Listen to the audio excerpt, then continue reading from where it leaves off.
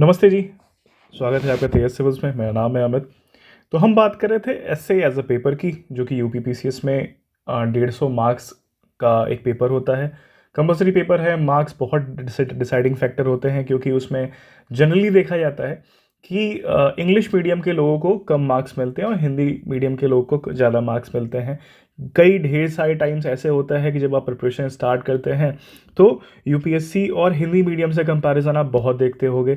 उस टॉपिक पे पर्टिकुलरली बात करने वाले हैं इस वीडियो में कि यूपीएससी एसए से और यूपीपीसीएस में जो हिंदी मीडियम के जो एसए लिखे आ रहे हैं वो नंबर ज़्यादा क्यों पा रहे हैं, और यूपीएससी एसए से कितना डिफरेंट है यूपीपीसीएस का एसए। ठीक, तो इस वीडियो में हम अंडरस्टैंडिंग पे पहली बात कर चुके हैं, बेसिक डिमांड क्या है, अपने क्रेडेंशियल्स में बता चुका हूं। तो कोशिश करूंगा कि जितना सिंपल रखते हुए इस टॉपिक को बहुत ही सिंपलर वे में डिस्कस किया जाए। राइट, तो पहली चीज़ आती है कि कंपैरिजन विद, अगर यूपीएससी करें हम, ठीक है, तो फर्स्ट थिंग फर्स्ट जो आती है वो टॉपिक इन इटसेल्फ है ना, जहां से स्टार्ट हो रहा है, 0 1 जो भी कह लीजिए इसको, कि जहां से स्टार्ट हो रहा है वो है टॉपिक। तो टॉपिक आप बेसिक डिफरेंस देखेंगे कि यहाँ पे बड़े ही कॉम्प्लेक्स टॉपिक्स हैं, है ना, बड़े ही कॉम्प्लेक्स टॉपिक्स हैं।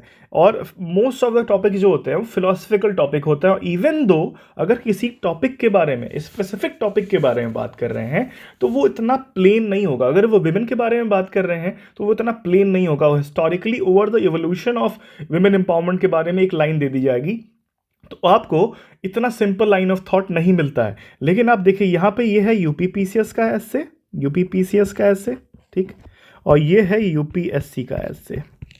ठीक है, आपको दिख रहा होगा। अगर मैं थोड़ा सा रीड आउट करने की कोशिश करूं कि forest precedes civilisations and deserts follow them, the empires of future will be the empires of mind, there is no path to happiness, happiness is the path, the doubter is a true man of science. तो यहाँ पे कहीं से भी आपको simplicity नहीं दिख रही होगी, ठीक है, कहीं से भी कुछ भी क्लियर लाइन ऑफ थॉट नहीं दिख रहा होगा। लेकिन वहीं पे अगर हम यूपीपीसीएस की बात करें तो आप देखिए क्वेश्चन कैसे हैं। फर्स्ट सेक्शन की बात है। फर्स्ट सेक्शन में मैंने आपको बता चुका हूँ सेक्शन ए में कौन कौन से टॉपिक होते हैं प्रीवियस वीडियो में, या फिर आप टेलीग्राम चैनल पे जाके देख सकते हैं। तो आप देखिए, first, role of literature in character building, very clear line of thought. ठीक, problem of old people and metropolitan cities, very clear line of thought, है ना, एकदम simple topic. If you know the topic you can write it, है ना, at length लिख सकते हो आप। Meaning of G20 leadership for India, current affair last year का, लास्ट ईयर, दोनों लास्ट ईयर के टॉपिक है। Last year clear clear line of thought, है ना, पता है तो पता है, जीएस पढ़ रहे थे, दोनों चीज़ें पता है। यहाँ पे आपका सोसाइटी वाला पार्ट आ जाएगा, यहाँ पे आपका थोड़ा सा लिटरेचर इन कैरेक्टर बिल्डिंग, थोड़ा सा आपको एथिक्स पता होना चाहिए, थोड़ा सा आपको GS1 का एक्सपोजर होना चाहिए, और इन जनरल भी आप न्यूज़पेपर वगैरह पढ़ते हो तो भी कर ले जाओगे, कोई दिक्कत नहीं है। आप ये स्कूल से ऐसे लिखते आ रहे हो कि कैरेक्टर बिल्डिंग कैसे हो रही है किताबें पढ़ने से, है ना, मोरल साइंस वाला गेम है ना, लिटरेचर पढ़ने से कैसे मोरल साइंस, या फिर मोरल साइंस कैसे डेवलप होता है, कैरेक्टर बिल्डिंग कैसे आती है। तो क्लियरली यहाँ पे आपको पढ़ के दिख रहा होगा कि यार बेसिक डिफरेंस ही टॉपिक है ना, एकदम क्लियर डिस्टिंक्शन दिख रहा है। राइट, अब नेक्स्ट पे मूव करते हैं कि आगे क्या क्या ऐसे पॉइंट्स हैं जो यूपीएससी एसए को ऑल टुगेदर डिफरेंट बनाते हैं यूपीपीसीएस से। तो पहली बात यार, वर्ड लिमिट तो आपको पता ही है ना, 1400 वर्ड्स होते हैं करीब करीब यूपीएससी के एसए में। तो यानी आपको बहुत ढेर सारे पेजेस मिलते हैं, करीब 14 पेजेस मिलेंगे आपको एक एसए लिखने में। 2 टॉपिक होते हैं तो यहाँ पे करीब करीब 1400 आपको वर्ड्स के 2 एसए लिखने हैं, पेजेस भी बहुत मिले हैं। तो आपको क्या होता है, you get more space to explore the topic. तो आपको एक्सप्लोर करने के लिए बहुत कुछ मिलता है, आपको अपने नॉलेज शोकेस करने के लिए बहुत कुछ मिलता है। आप बस एक पैरामीटर पे नहीं एसए को लिख रहे होते, या एक या फिर लिमिटेड पैरामीटर्स आपके सामने नहीं रहते। अब ध्यान देने वाली बात जो मैंने पहले टॉपिक पे डिस्कस कर चुकी है, लास्ट पेज पे डिस्कस किया है कि no clear cut thinking line नहीं दी जाती है ना, कोई भी क्लियर कट थिंकिंग लाइन नहीं प्रोवाइड की गई है, कि आपको आपके ऊपर छोड़ दिया जाता है कि आप इस चीज या फिर इस पर्टिकुलर लाइन को कैसे इंटरप्रेट करते हैं अपने विजडम के बेस पे। तो आपको ये पता होना चाहिए कि यार जो तुम लिख रहे हो वो क्या है ना, कहां कहां उसको खोलने वाले हो। ठीक है। अब इसके वजह से क्या हो जाता है कि in depth knowledge is the only way to sail through with flying colours. अब in depth knowledge wisdom gain करना पड़ता है। आप ओवर द टाइम जब आप न्यूज़पेपर पढ़ते रहते हो, आपको कहीं ना कहीं से छोटी छोटी चीज़ें मिलती रहेंगी। इवन इफ आप सीरीज देख रहे हो, इवन इफ कोई पॉडकास्ट देख रहे हो, इवन इफ स्पीचेस सुन रहे हो, देयर आर लाइन्स विच वो स्टक कर जाती हैं। कोई इवेंट्स हुआ, कोई कैटास्ट्रॉफी हुआ, कोई डिजास्टर हुआ, कोई ना कोई कंटेस्ट जोड़ दोगे आप। जैसे यहां पे ना, अगर मैं बात करूं कि forest proceed civilisation desert follow them, यहां पे बस फॉरेस्ट की बात नहीं कर रहा है दोस्त, है ना, ये फिलोसफिकल बात है। तो आप कोई भी चीज जोड़ सकते हो, बस रिलेवेंस होना चाहिए। इस पर्टिकुलर लाइन से आप लास्ट में जब अपना पैराग्राफ खत्म करो, तो इस पर्टिकुलर लाइन से कैसे उस पैराग्राफ को जोड़ रहे हो, वही आर्ट हो जाता है, वही आपका विजडम कहलाता है। ठीक है। अब बात आती है कि एक अप्रोच कहा गया है पेस्टल अप्रोच। ठीक है। तो scope to play with PESTEL approach. और एक और चीज है कि कई लोग नॉन ट्रेडिशनल वे यूज करते हैं ऐसे लिखने के लिए। वो कई लोग ऐसे होते हैं कि एंटीथीसिस, जो मतलब स्कोप होता है ऐसे का, है ना, मान लो कोई लाइन ऑफ थॉट आप निकल रहा है उससे, ठीक है, तो आप उसको एक्सप्लेन करते हो 4 पेजेस में, मान लो यूपीएससी में, और फिर 3 पेजेस में एंटीथीसिस के बारे में बात करते हो, इसके अपोजिट वे में, है ना, जिसके बारे में मैं विलन की बात कर रहा हूँ। तो कई लोग क्या करते हैं, एंटीथीसिस पहले ड्रॉ करते हैं, है ना, विलन को पहले बड़ा करते हैं, क्योंकि कहा गया है ना, जनरली कहा गया है कि विलन जितना अच्छा होगा उतना अच्छा हीरो निकल के आएगा। And very good example of this particular parameter is Batman. ठीक है। तो डार्क नाइट राइजेस जो है, या फिर डार्क नाइट सीरीज की, जो भी बैटमैन सीरीज की पुरानी जो क्रिश्चियन बेल वाला जो सीरीज आई थी, उसमें आप देखिए जब जोकर जितना बड़ा था ना, देखिएगा सेकंड जो जोकर वाली मूवी है, डार्क नाइट राइजेस वाली, तो उसमें आप देखेंगे कि जोकर का कैरेक्टर जितना स्ट्रांग था, उसकी वजह से बैटमैन इतना बड़ा विलन या फिर हीरो बन के आया, क्योंकि जोकर बहुत बड़ा विलन कहा जाता है। अब तक की हॉलीवुड या फिर फीचर फिल्म इंडस्ट्री का one of the greatest villain is joker. ठीक है। उस वजह से वो उसको निखार आता है आपके हीरो वाले पार्ट पे। इसी तरह से एंटीथीसिस इज वेरी इंपॉर्टेंट, है ना, फॉर क्रिएटिंग ए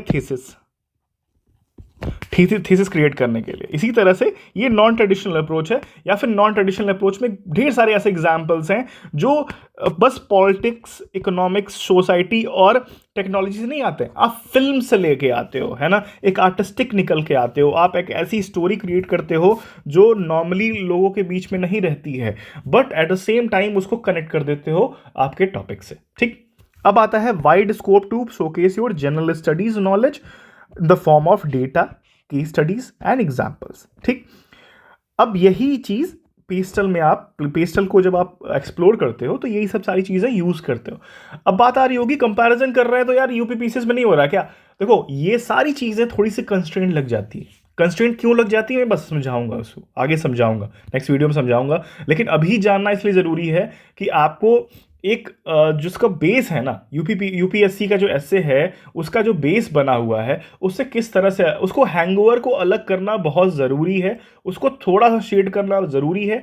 आर्ट आप लेके आते हो, लेकिन हैंगओवर लेके नहीं आना यूपीएससी का। ठीक है। फिर आता है you have enough space to create a villain, जो कि काउंटर पॉइंट ऑफ व्यू है, वो मैं एंटीथेसिस में समझा चुका हूं। तो ये गेम है ना। अब मैं छोटा सा बस एक चीज बता देता हूं। ये चीज जो होता है ना, अगर आप ओवर कर दिए यूपीपीसीएस एसए में, यूपीपीसीएस के एसए में अगर आपने उतना ही यूज कर दिया जितना आप यहां यूज कर रहे थे, ठीक है, नंबर कम हो जाएंगे दोस्त आपके, है ना। ये ट्राइड एंड टेस्टेड गेम है ना, बीइंग देयर डन दैट वाला गेम है कि वो यूज़ किया चीज़ है, नंबर कम हुआ, और इतने बेहतरीन एग्जाम्पल यूज़ किए थे, लेकिन लगा कि भाई आज तो 100 आ रहे हैं, इतना बढ़िया ऐसे लिखा, लेकिन आप 70s में चले जाते हो, आपको पता भी नहीं चलेगा कहाँ चले गए, है ना, गलती क्या हुई पता ही नहीं चलेगा, क्योंकि सब कुछ अच्छा किया था, सब कुछ बिल्डअप किया था, है ना, इवन विलन भी क्रिएट किया था, लेकिन गया कहाँ, है ना, नंबर कहाँ गए भाई, कैसे हो गया। तो ये चीज़ एक्सप्लोर करने में समय लग जाता है, आप समझ ही नहीं पाते, तो सब कुछ अच्छा करके आए, नंबर कम हो गए। ठीक। अब आते हैं हिंदी वाले पार्ट पे।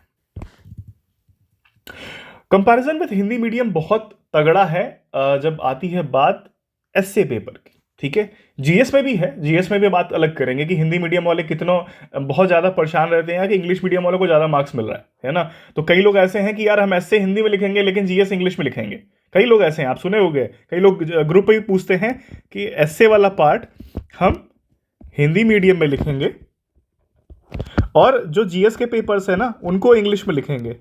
क्यों? क्योंकि उनको लगता है कि यहाँ पे इंग्लिश मीडियम वाले ज़्यादा मार्क्स पा रहे हैं, यहाँ पे हिंदी मीडियम वाले ज़्यादा मार्क्स पा रहे हैं।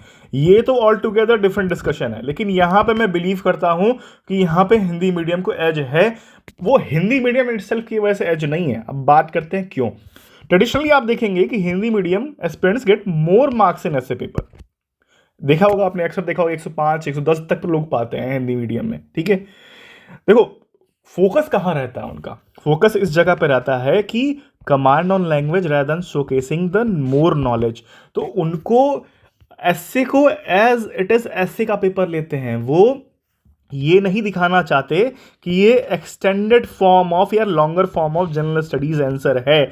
आप जनरली इंग्लिश मीडियम वाले क्या करोगे कि आप एक पैराग्राफ लिखोगे तो दो एग्जाम्पल नोट कराओगे, एक पैराग्राफ लिखो दो एग्जाम्पल नोट कराओगे, तो आपको लग रहा होता है कि एक 7 पेज का एक जीएस का आंसर लिख रहे हैं हम। ठीक है, लेकिन हिंदी मीडियम वाले लोग प्रॉपरली एस्से को आर्टिस्टिक वे में एस्से को as a paper essay deal कर रहे होते हैं। अब उनका लैंग्वेज पे बहुत अच्छा कमांड होता है, वो बहुत स्विफ्टली अपने लैंग्वेज को मूव कर सकते हैं ऊपर नीचे। ठीक है, ध्यान देने वाली बात क्या है कि stand out in strong hold in on literary aspect like quotes, poems, couplets and at the same time mythological and historical context recalling।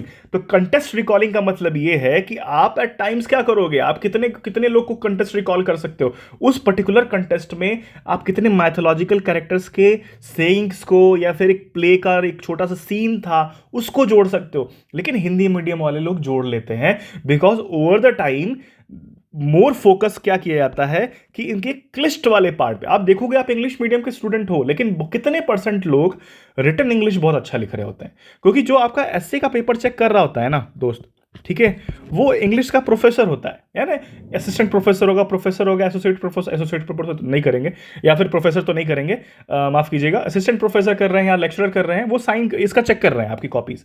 तो सबसे बड़ा टर्न ऑफ क्या है कि आप गलत इंग्लिश लिख रहे हो। ठीक है, उसको मेकअप कर सकते हो, उसकी बारे में आगे बात करेंगे कि यूपीपीसीएस ऐसे को क्या करें क्या ना करें। लेकिन यहां पे ना इन लोग का दोनों पार्ट अच्छा है। आप समझो कि they started with code, they started with poem. Many people, जो जनता है हिंदी मीडियम की, वो खुद भी पोयम लिखना जानती है, वो आर्टिस्टिकली बड़े अच्छे हैं, है ना, लिटरेरी वे में बड़े अच्छे हैं। वो जब सिविल सर्विसेज प्रिपरेशन में आते हैं तो कई लोगों ने बहुत अच्छे अच्छे चैप्टर्स लिख रखे हैं, बहुत अच्छा कमांड है उनको लिखने का। वो अगर उनको दे दिया जाए कि आप एक आर्टिकल लिख दो तो आर्टिकल लिख देंगे। लेकिन इंग्लिश मीडियम वाले सोच सकते हैं, बोल सकते हैं, लेकिन लिखने की कमांड बहुत कम लोग को होती है ना। और फिर आती है वही बात कि उसको कंटेस्ट में ऐड करना। जब आप मैथोलॉजिकल कैरेक्टर और हिस्टोरिकल कैरेक्टर को यूपीपीसीएस में ले आते हो ना, आप 4 चांद लगा देते हो, और वो यहाँ पे स्टैंड आउट फीचर है हिंदी मीडियम का। ठीक है, तो एस्से को एस्से की तरह डील करना सबसे बड़ा गेम है, और language on command is very important. ठीक है, तो ये चीज़ हिंदी मीडियम को स्टैंड आउट करती है, जहाँ पे इंग्लिश मीडियम मेरे ख्याल से, है ना, आप लोग भी इससे मानोगे कि मेरे ख्याल से यहाँ पे आप शॉर्ट हो जाते हो हिंदी मीडियम से, और हिंदी मीडियम वाले इसलिए ज़्यादा मार्क्स पा रहे हैं। तो दोनों लोग को एज मतलब बहुत ही ऑब्जेक्टिवली देखना बहुत ज़रूरी है। अगर आप ये कर पाओ तो बिल्कुल करोगे, बिल्कुल नंबर पाओगे, बिल्कुल ज़्यादा नंबर पाओगे। देखो, ज़्यादा नंबर की आप जितना पा रहे थे उससे ज़्यादा नंबर पाओगे। हिंदी मीडियम से कंपैरिजन नहीं कर रहा हूँ मैं, हिंदी मीडियम के जो निटी-गिटीज़ हैं उनको इंप्लीमेंट करके क्या आप नंबर पा सकते हो, तो बिल्कुल नंबर पा सकते हो, नंबर मिलते ही मिलते हैं। एंड मैं लास्ट वीडियो में बिल्कुल बता चुका हूं कि मैं ऐसे प्रैक्टिस करके नहीं आता, लेकिन लास्ट 2 साल से, लास्ट 2 मेन से मुझे पता है कि what I have to do वो एज इट इज करता हूं। लेकिन एट टाइम्स जब आप प्रैक्टिस नहीं करते हो तो चीज़ें ऑर्गेनिक निकल के नहीं आती हैं, मैकेनिकल निकल के आती हैं, लगता है कि फिट कर रहा हो कुछ कुछ चीज़ों को, तो नंबर कम है। मतलब मेरे हिसाब से नंबर कम है 92 93 2 साल से, तो उसको इंप्रूव किया जा सकता है। अगर आपको लग रहा है कि आप कहीं पे मैकेनिकल हो गए हो, ये सब सारी चीज़ें नहीं कर रहे हो, try to implement it, try to practise on it, है ना। उसको जितना ज़्यादा प्रैक्टिस करोगे उतना ज़्यादा आप उसको अच्छे से एक्सेल कर सकते हो। नेक्स्ट वीडियो में जल्दी ही आएगा, है ना, आई एम रियली सॉरी कि ये वीडियो लेट हो गया। और नेक्स्ट वीडियो हम बात करेंगे क्या करना है क्या नहीं करना है यूपीपीसीएस के एस्से में, और इन जनरल हमें एज सच एस्से में क्या करना चाहिए कि कभी हम ब्लॉक ना हो जाए कहीं पे जाके। तो thank you for watching this video, मिलते हैं नेक्स्ट वीडियो में।